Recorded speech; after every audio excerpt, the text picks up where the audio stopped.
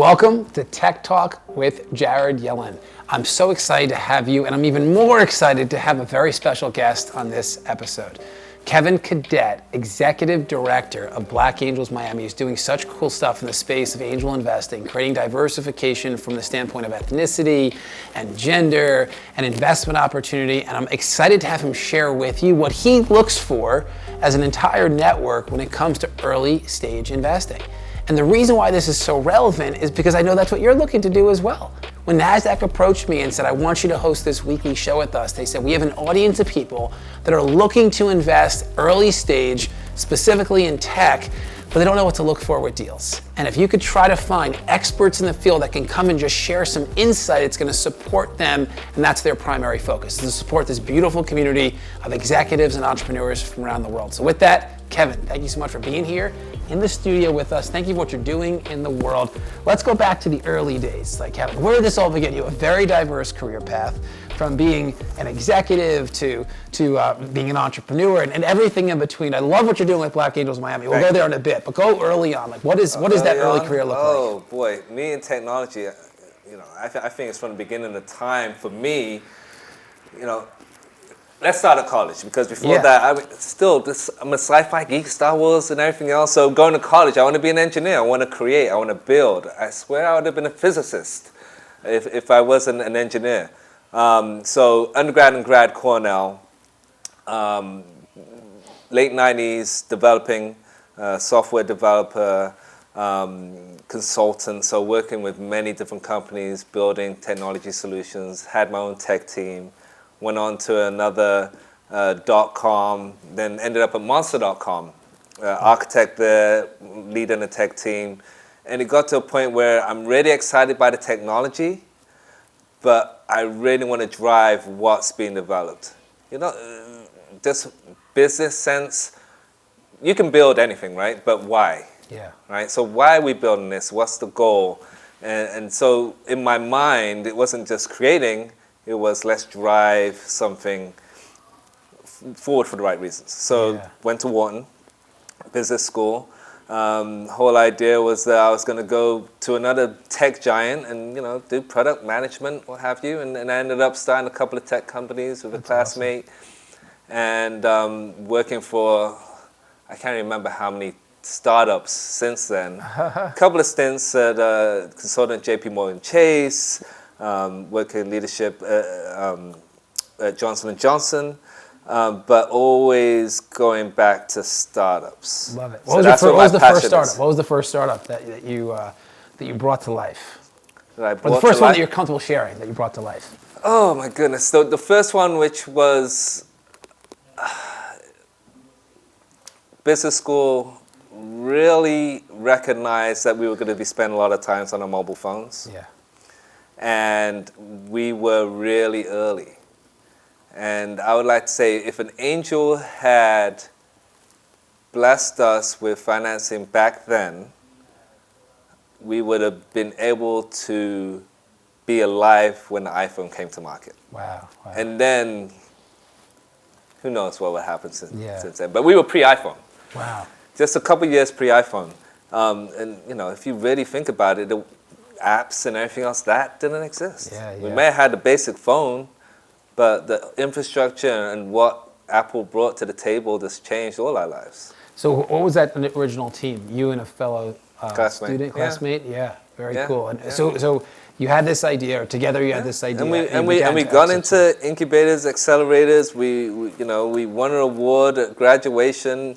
Our pitch was tight. It was just bad timing. Yeah. So, for all the entrepreneurs out there, a lot of things have to fall in place. And this is why I think angels are so important. For those that have access to capital, they're able to start things. They're able to fail, pivot, try again, if you have the capital to support it, right? If you don't, it gets really difficult. I've been saying for years, angels don't get enough credit. They just don't, because the angels that are investing early stage, like early stage, because some say they do, but the ones that actually do, they're the catalyst of innovation. They truly are, because what they're really investing in is the person's ability to actualize the vision that they just casted, right? Yep. And that's not easy to do because some people are just great pitchers, like they're just really good at pitching, like, and it sounds so wonderful. Right. So let's talk about what you're doing with Black Angel Miami. Like, what was the impetus of this? And I want to make sure we touch on like what you even look for in deals, because I know that this audience here, like, they are looking to invest early stage. They are looking to be angels, and use the word bless just now. They're looking to bless entrepreneurs with resources they don't have. That's why NASDAQ approached me and said, can you host this show? Is because there's people out there that have the resources, they're accredited investors. They just don't know what to look for early stage. They're investing in the markets, they want to go early stage. So I do want you to educate this audience on what you look for, but what was the impetus to launch BAM? You told me that was the acronym. I can't get that out of my mind now. Well, I'm happy to say you'll never forget it. So we looked at the landscape in Miami pre-COVID. Tech was on the rise. This is before the mayor put out a tweet, how can I help? Yeah. This is before, everybody gravitated to Miami. The energy was there. And we looked at the landscape of angel investing, and it wasn't very diverse. Yeah. I mean, it's still not very diverse. And we said, we can't let Miami take off without doing something intentional to address the problem.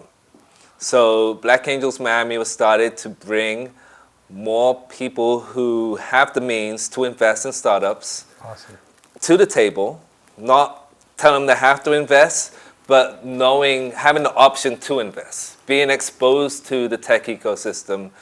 And then if something resonates, then putting your capital to work. We were blessed by the Knight Foundation. The Knight Foundation recognized what we were doing. They gave us financing. Without them, we wouldn't have been able to do it in the way we have. So, capital is the oil in the machine, right? It enables things to happen.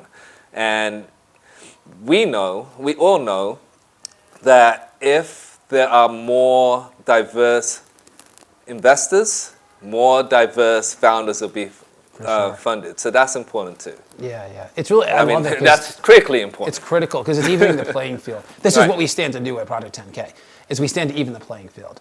We don't believe that there's anything called too younger or too older. We don't believe that gender matters or ethnicity matters. We don't believe that even like college education is the deciding factor, because we already know there are countless stories of people without education that have been able to produce really impactful companies in the world. We just want to give more people a chance. And that's really what I love that you stand for, and how you've been able to scale so quickly, because it's only been a couple of years, right, that you got this in motion, and there's thousands of collective members, I believe, at this point. Our mailing list is in the thousands. And something else we did very intentionally. Now remember, most angel clubs meet in person. We haven't had our first in-person meeting yet. Our first in-person meeting got canceled in March 2020 because of COVID. Everything was shutting down, and we had to be responsible. I said, I've got to, I said, oh no, I've got to cancel it. And we had, hundreds of people looking to join us. So first in-person meeting coming shortly. So stay tuned for that. I'm looking really excited to that. So we went all virtual. We've been all virtual. But by doing that, we're able to touch more people.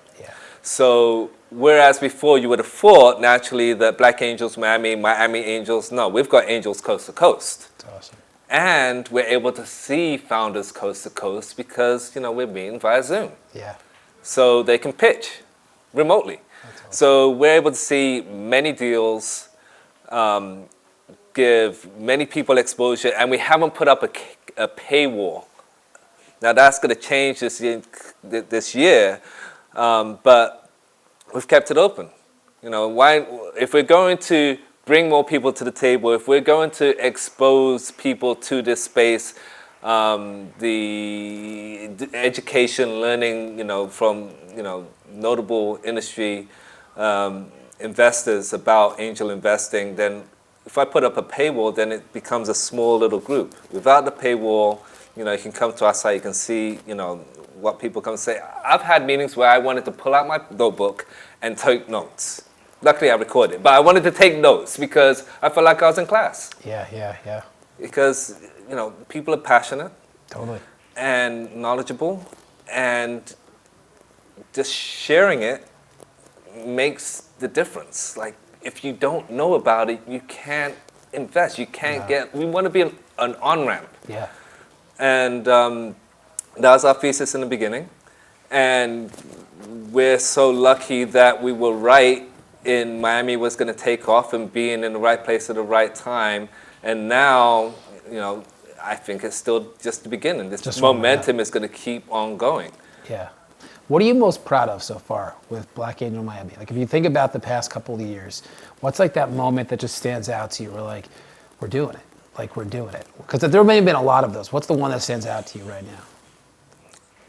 I'm really happy with some of the key people who have spent time on talks.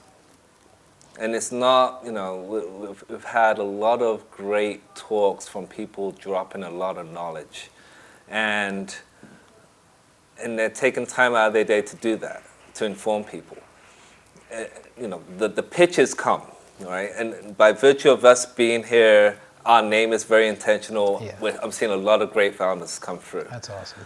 But when I want to take notes and I'm getting tingles, I'm just like, I can't believe what I'm hearing here. I've seen pitches where there were so many slides. I was like, there's no way you can get 40 slides. And they got through every single slide, and I was just in awe. Not only because there's so many slides, but so much content was being shared. And I've been in tech my whole career. Yeah. I've worked in startups most of my career. I've raised capital, got shareholders, taken the company public. That's awesome. But what I've learned in the last 2 years, I was just naive before. So if I look at that and there's so much I don't know, if you haven't been in tech, you're an accredited investor, you're interested in the space, where do you start? And Totally. we want to be somewhere where someone can start. That's awesome. A safe place, for the accredited investor too, so Absolutely. they can get access to quality deal flow. So speaking of that, what are you looking for in deals? Because there are entrepreneurs that watch this show as well, right? You're an entrepreneur, you're watching the show, you're like, oh my goodness, like this might be the place that I can pitch my big idea. And maybe Kevin will see something in it and then bring it to the network, and then I can share it with the network, and maybe I can get those angels to bless me and give me that catalyst check to get in motion. But what do you look for? Like what's the perfect deal that you'd even bring into the network? And then what are your angels looking for when it comes to investing as well? Yeah. So something that we talk about with all the time, or more specifically, I talk with founders all the time, because there are a range of companies, different sectors, different geographies, different goals, right? Not all companies fit with the venture financing model. Yeah. Right? You could have a multi-million-dollar business in the whole state of Florida, and it wouldn't fit into that model. You could be in a yacht next year, it wouldn't fit in the model, right? So the total addressable market for what you're doing has to be sufficient for the model. So typically, it's going to be multiple rounds of financing, right? You're going to be a big enough company so that angel will have enough to make it worth it. So I have that conversation all the time, and we have some really great ventures come in. So they're normally high tech, normally got a sufficient addressable market to grow into, and not geographically focused, more likely than not capital intensive, so something that scales readily. And looking for founders that are really excited about what they're doing and passionate, and get all different types of people, but it's really exciting. That's awesome. Talking to them. And then when they get, so what does it look like, right? So you say yes to an entrepreneur. Do they get a chance to pitch the whole network? Are they just doing an interview with you? Are they just submitting their circular and their deck? What's the initially, experience look like? the goal is to pitch the network. Yeah. Initially, interview with me, it goes through an investment committee, possibly some more interviews, and then it eventually gets to the network. Not always as fast as you would like, but I've talked to people and a year later they pitched because they weren't ready.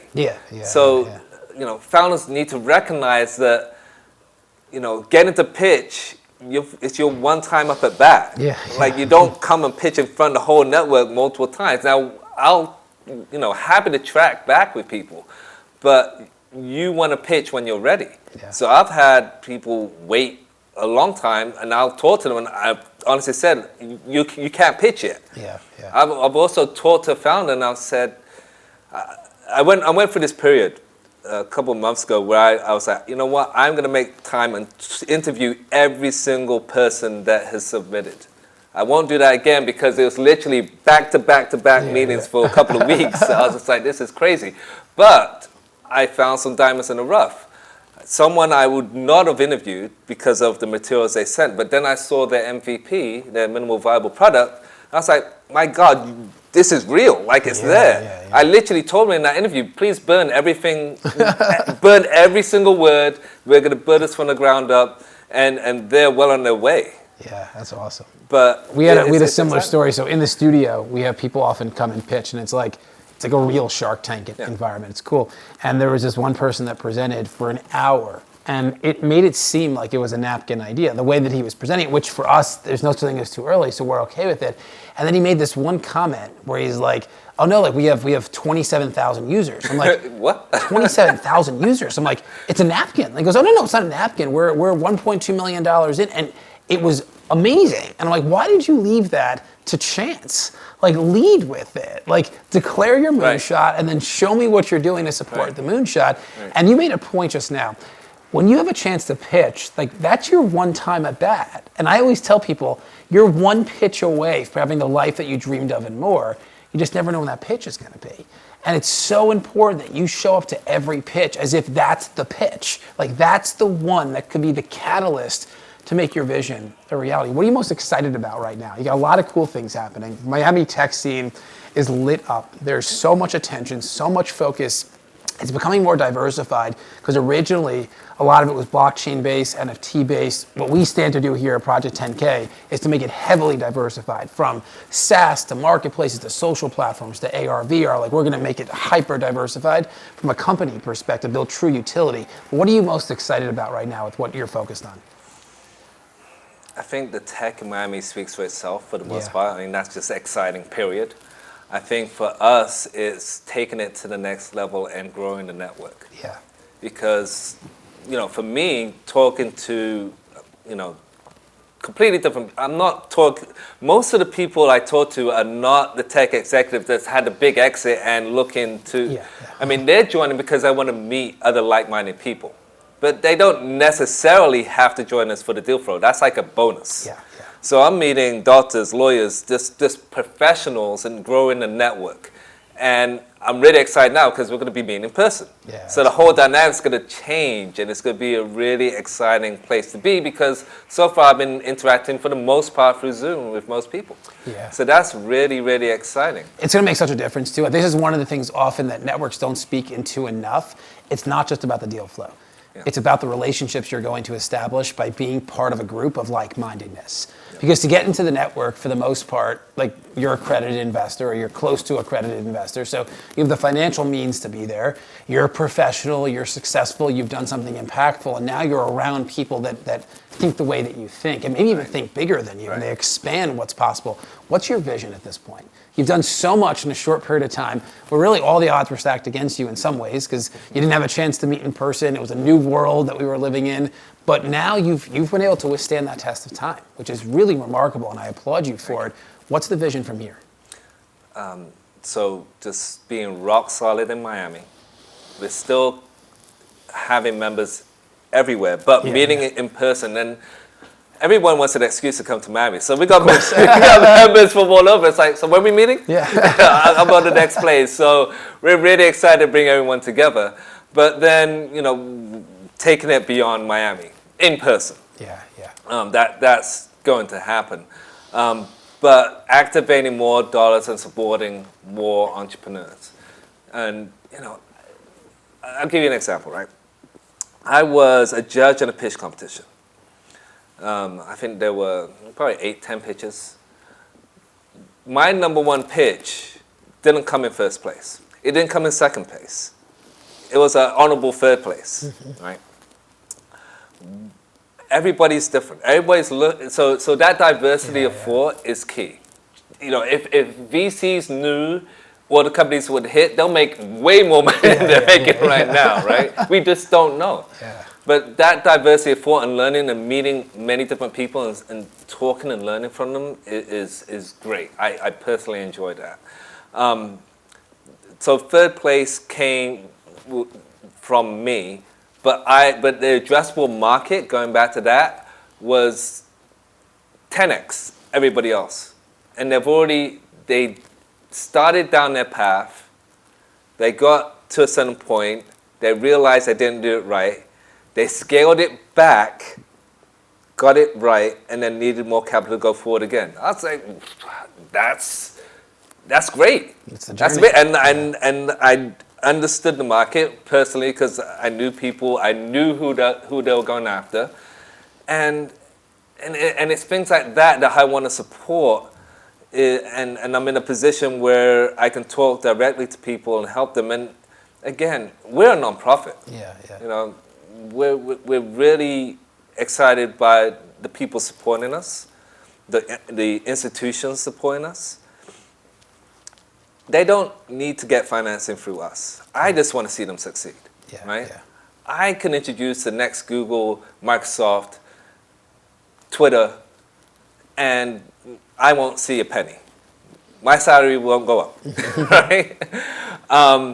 But I want to see success because I want to see my investors invest in great things, be successful. I want that to roll into more success, more people getting financed. I mean, 1% of capital going to diverse founders, that's just not going to work. No. And then on top of that, what people forget, people always talk about how much money is getting invested in those founders. Who's actually making the money from the startups? It's not the founders. No, It's the investors. It's the people on the cap table. Yeah. And if the cap table's way less diverse than the founders being invested, we're accelerating in the wrong direction. 100%. Yeah. So without the angels, without people, and there's not just angels, there's incubators, there's accelerators. We want to partner with all these different entities, institutions to help the top of funnel. If we can't get the top of funnel right, by the time it gets to the big VCs that are going to really add fuel to the fire and grow these companies, we can't have the diversity of companies that we want. Yeah, I want to acknowledge you because your track record speaks for itself. You've had an incredible career. You have a wonderful educational background too. You could be doing anything with your time. Like you could have chosen any path, but you chose this path. And I'm sure part of it is you felt called to do it. Like you felt called to make this type of impact because you could be doing anything, right? Like you could have just gone down the path of a startup and maybe economically it would have produced more than what it is to be an executive director of a nonprofit. But from an impact perspective, that wasn't this chapter of your life. Not this chapter. And I applaud you for that. I really do. Because someone needs to do what you're doing. And the fact that you raised your hand and stepped up and have been able to build such a track record so quickly with Black Angel Miami is so invigorating and all remote. And now it's about to reach the next level where you really bring these people together. And like you said, everybody's looking for an excuse to come to Miami. So although the network itself is coast to coast, there's gonna be so much just energy and idea and resources coming from this group. And I acknowledge you. And I want to invite you right now. If you are an accredited investor and you're looking for a home, you're like, I just want a home. I want to start looking at deals. I want to connect with like-mindedness. Maybe Black Angel Miami is right for you. And I encourage you to check it out. I mean, what Kevin is doing here with his team is off the charts.